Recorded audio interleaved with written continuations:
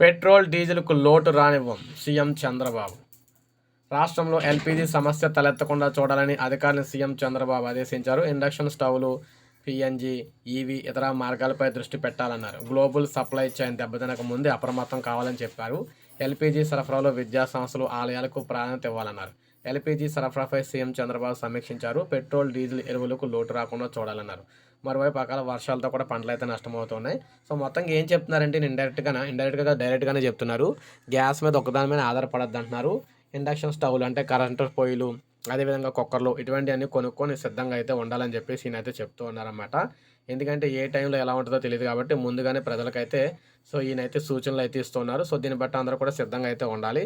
Gas అయితే ఉండొచ్చు, ఉండకపోవచ్చు అని చెప్పేసి వీరైతే చెప్తున్నారు. సో ఇది మనకి అప్డేట్. ఒక లైక్ చేయండి, సబ్స్క్రైబ్ చేసుకోకపోతే మన ఛానల్ సబ్స్క్రైబ్ చేసుకొని ఫాలో అవుతుండండి. ఇలాగే తాజా సమాచారం మీకు మన ఛానల్ ద్వారా నేనైతే అందిస్తూ ఉంటాను ఎప్పటికప్పుడు ప్రతి అప్డేట్ కూడా.